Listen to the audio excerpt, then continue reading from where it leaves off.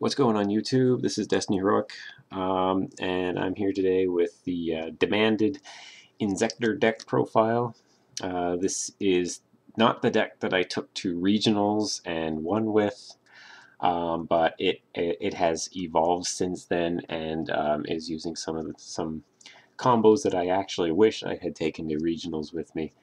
But this is what I used to win a locals a few weeks ago. And you'll find that it's pretty similar to Fortune's profile if you've seen his. My version is slightly different, but it's just based on some personal choices. So let's get started. Um, Playing double Veiler and double Maxi main deck. That's because there are windups at our locals. There are just about every deck gets punished by trying to use effects, and having that Veiler hand trap handy is pretty good.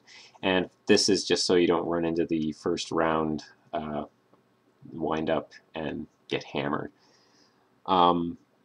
This is also good. You can also use this first game against like another Inzektor player, because right now the Inzektor loop goes off and it special summons a lot of monsters. So if you can drop the Max C, you might be able to stymie them and keep them from going off, even though there's probably not a whole lot you can do except draw a bunch of cards.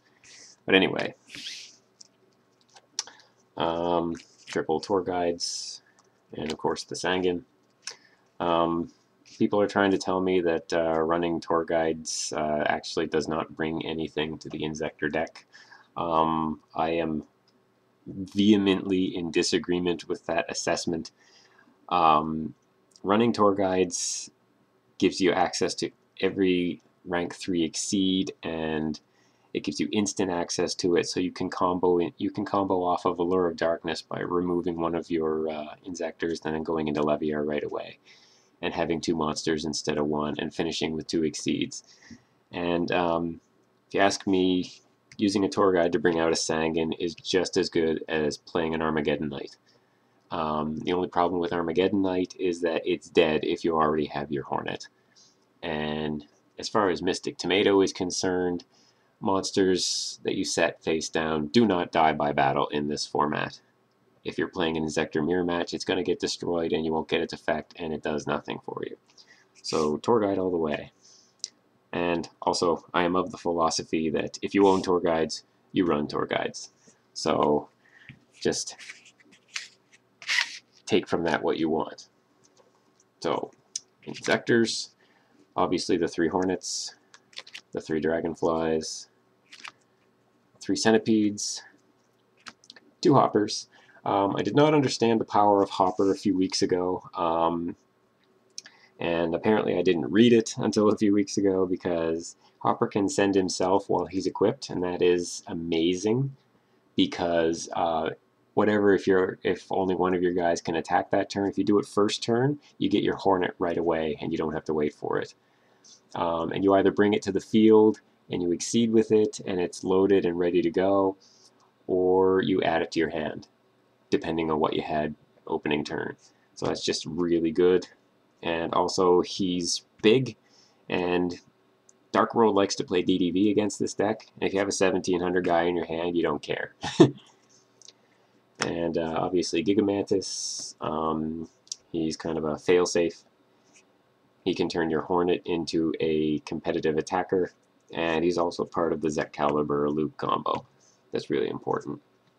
That's it for Inzektors, and I also play the Dark Arm Dragon. I'm actually wanting to keep this guy in. Fortune was saying that he goes back and forth on it. But one of the things that makes Inzektors powerful is their ability to destroy their own stuff and not neg yourself. So if you don't have Zek-Calibers, if you need to get your combo going and you have 3 darks, like after a tour guide play, you can drop this guy, summon a dragonfly and equip it with another dragonfly or something, and pop it with Dragon's effect, and you can get the dragonfly search, and your combo then goes off from there. So this guy helps you actually pop your own stuff and get your combo going if you don't have a Hornet yet. Okay, so that's it for monsters. For spells, obviously the 3 Zecaliburs.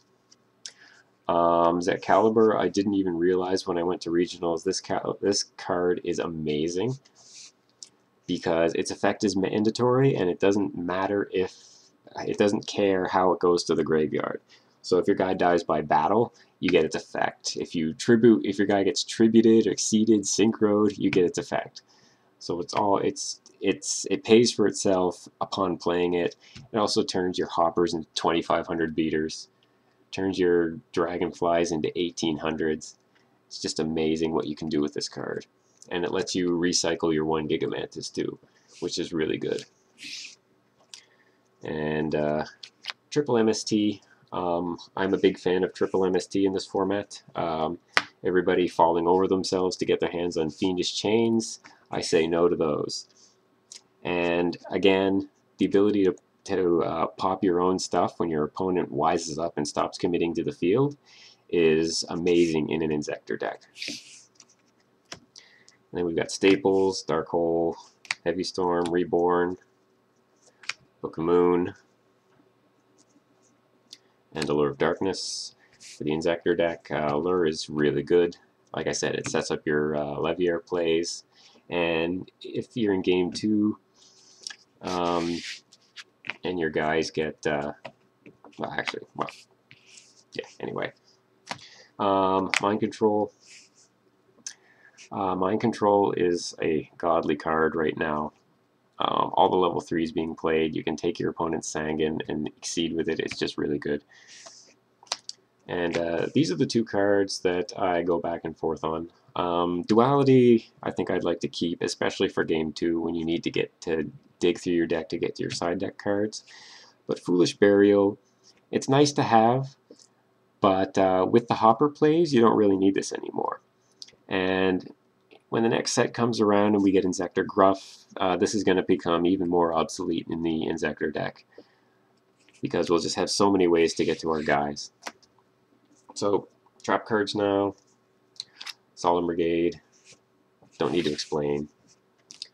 1 TT, because it's nice to be able to, well, you like to be able to destroy your opponent's combos, and if your opponent's one of those guys who's playing Elemental Heroes or something, and they drop an acid on you, it's nice to be able to just chain what they're destroying. And I run 1 Fiendish Chain. I only own 1 at the moment, so but if you have it, you run it, obviously. This is actually good in the Inzektor deck because you can block an opponent's effect, and then when their monster gets exceeded or synchroed away or whatever, this stays on the field. It's a free pop for your Inzektor effects. Okay, and extra deck now. Double Leviair. Goes with your Allure plays and your Dark Arm Dragon plays to get your guys back. You can also steal your opponent's monsters depending on what they're using. Acid Golem. Big beater for 1 tour guide, basically. So this guy's too good.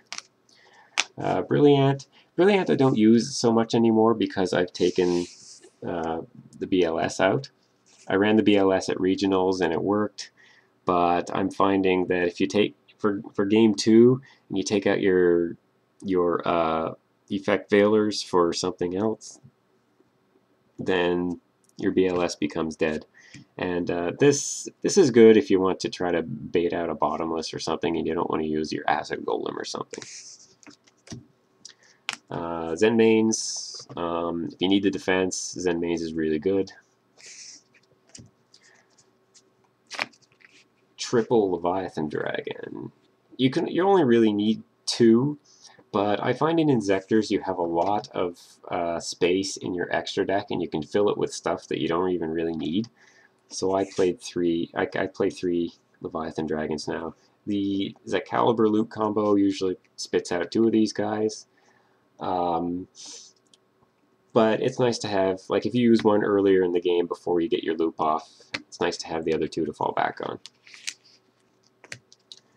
I use Exabeetle. I don't really bring this guy out anymore, but like I said, there's lots of room in the extra deck. This won me a game at my regionals using Mind Control. I Mind Controlled a Prime Material Dragon and summoned an Inzektor. Equipped it with something, so we went to level 6 and brought this guy out, and equipped him with Gigamantis, so he had 3600 attack. And I won the game with that. So that was pretty good. This guy, I think, he's kind of like the boss monster of Inzektor, so he deserves a place in the extra deck. I use Steel Swarm Roach now. At my locals, there are Chaos players and there's Glad Beast players, so Roach is often a pretty good thing to bring out. I've got the 2 hoppers, so I can make this guy pretty easily. Utopia Ray is in here because I can mind control my opponent's Utopia and then overlay this guy on top of it. Don't really use his effect, it's mostly to get rid of Utopias. I play Chimera Tech for the machine matchup. I play a Cyber Dragon in the extra deck for whatever reason. There's not a lot of machines or Karakuris anymore, but I had the space, so why not play him? And this I used at regionals because at regionals I was playing a Gen X Ally Birdman. Turns into this with any Inzektor monster, especially if you Dragonfly out if you use Dragonfly and bring out 3 other Inzektors, you can just bounce one of them for a Birdman and play this pretty easily. This won me a few games. It eats up monsters on their field and then attacks, and they can't mirror force it. So, I mean, I can't bring this out in this build, but this is a legacy position basically from regionals. And these 2, Stardust and Black Rose. I can bring out Black Rose by using an Effect Veiler and a Gigamantis, and Stardust if I don't know, if I have a, wow, I can't even think, like a Black Rose and a Effect Veiler, I guess, whatever. I don't really bring these guys out, but, you know, haunted extra deck. And I'll show you the side deck I use too. This is mainly geared towards my locals, so obviously you'd want to change this for your own locals. 2 Thunder Kings. Heroes are popular at my locals, so this shuts down the searching. Also, there's the inherent special summons that people are still using. Glad Beast, Spring Out, Geyserus, and Herc. They can't if this guy's on the field. This will stop wind-up players' factory search and their Zen mains exceed. Vanity's Emptiness. This is good against Dark Worlds, I find, because it shuts them down for those 1 or 2 turns that you need to be able to go off and destroy them. I played 1 Chalice. This is also a legacy from the regionals because there was Dino Rabbits there. This is really good to play in the damage step or when you're in the face of Lagia and Dolka. Because what you can do is if you attempt to summon an Inzektor with a Lagia on the field and they try to negate it, you can chain this and negate them, and then your summon goes through and they've burned their effect. And then you just blow it up with your Hornet. And also this is really good if you're playing decks that run like Snowman Eater in their side deck. This will negate the effect in the damage step once it flips, which is really nice. It's a really cool trick, which I believe actually was pretty popular at the YCS Long Beach. I play the 2 remaining hand traps in the side deck. This is to bring in on the appropriate matchup, the Max C, the 3rd Max C for the wind-up matchup, and the Effect Veiler for the heroes or whatever. I play now 2 Imperial Iron Walls because there's a certain player at my locals who plays a really heavy removed from play Necroface based Chaos deck, and this just screws him right up. And this is also good against the cheap hero decks that like to use Fusion Gate and Miracle Fusion. They can't go off. So this and Thunder King beats heroes easy. Rivalry, I don't really need to explain. It screws up the wind-up combo. All my guys are insects, so it doesn't matter. Play the 2 Crows. Also it's a hand trap for the wind-up matchup. They go to they use rat to go to bring back their hunter, and I just remove it. Cyber Dragon goes along with the Chimera Tech in the extra deck, and also it's a card to use against Glad Beasts because they have a hard time dealing with a quick 2100 guy. And of course the 2 Decrees, because a whole bunch of continuous traps come in against me. Things like, oh, let's see, well, DDV comes in for Dark World. What's that card? Shadow Imprisoning Mirror, yeah. This wrecks Shadow Imprisoning Mirror. What more can I say? So that's the deck. If you want to see a demonstration of the Excalibur loop, check out Fortune's channel, because I'm kind of tired and I don't want to do it. But let me know what you think, and thanks for watching.